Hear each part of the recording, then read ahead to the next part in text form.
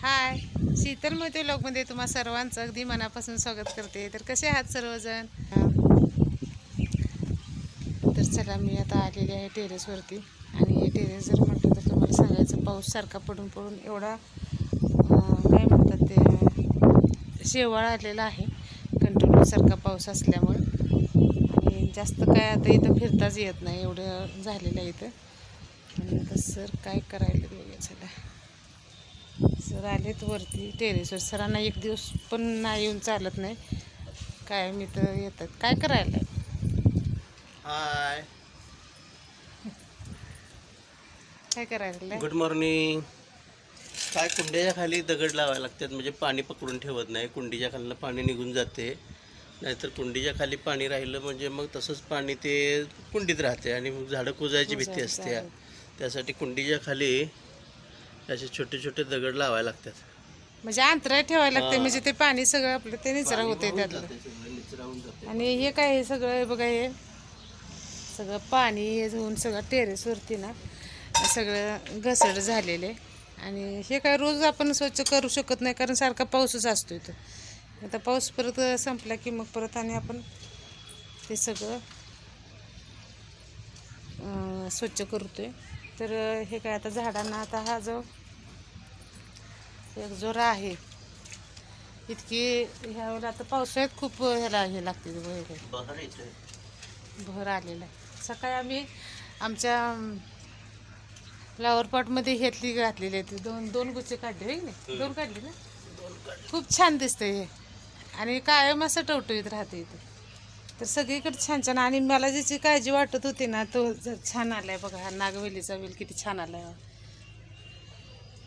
तुम्ही अगोदरच्या व्हिडिओमध्ये बघितलेलं की हा खूप सुकलेला होता, पण पावसाळ्यामध्ये खूप छान आलाय बघा. नागवेलीचं आपलं झाड ते कसेच खाऊचं पान खाऊचं पान, विड्याचं पान आहे की नाही झालेलं. हो चला, पाऊस यायला लागला. उठा उठा उठा. तर चला. आणि काय झालं, म्हणजे कालच आम्ही येताना कोल्हापूरमधून भाजी आणली. म्हणजे आता आपल्याला रोज आपल्या भाज्या ह्या लागतातच, पण कसं झालं आहे, पावसामुळे सगळ्या भाज्या असू दे अशा ओल्या चिंब झाल्या आहेत. आणि आता कोथिंबिरीची असू दे किंवा दुसरा कुठलाही पालेभाज्या असू दे, म्हणजे मेथी, कांदापात वगैरे ह्या सगळ्या भाज्या आहेत. ह्यामध्ये सगळं असं पाणी त्या पेंडीमधून असं गळायला लागलेलं पाणी होतं. मग मी काय केलं तर तुम्हाला दाखवते बघा. तर हा जो कांदापात आहे, ही मी आणली त्यावेळेला ना, यातून पाणी सगळं पडत होतं बाहेर, एवढं चिमचिमीत झालेलं होतं. हा पालक आहे, आणि ही शेपूची भाजी आणि मेथीची भाजी आता मी बनवलेली आहे. तर काय केलं, आणल्यानंतर ह्या सगळ्या भाज्या ज्या आहेत ह्या सगळ्या अशा सोडून ठेवल्या मस्तपैकी, हे आपल्या कोरड्या कपड्यावर चांगल्या. आणि रात्रभर मी असेच ठेवून ठेवल्या, असं मी ठेवलेलं आहे. त्यामुळं कसं झालं, हे पाणी पूर्ण यातलं सगळं सुकलेलं आहे बघा. आपल्याला आता ही लवकर खराब होत नाही, नाहीतर पाणी साठलं की मग ह्या सगळ्या भाज्या लवकर खराब होतात. तर मी अजून असंच 1 तास 2 तास ठेवणार आहे, आणि सुकलं की मग परत या निवडून ठेवायच्या. तर पावसाळ्यात असं हे भाज्या तर खाव्याच लागतात, पण लवकर खराब होते, त्यामुळं आपण आणत पण नाही. आणि जास्त पालेभाज्यावर म्हणजे हे होते, खराब असते म्हणून आपण घेतच नाही, खराब होते म्हणून. तर बघा, असं आपण साठवणी जे करून ठेवू शकतोय.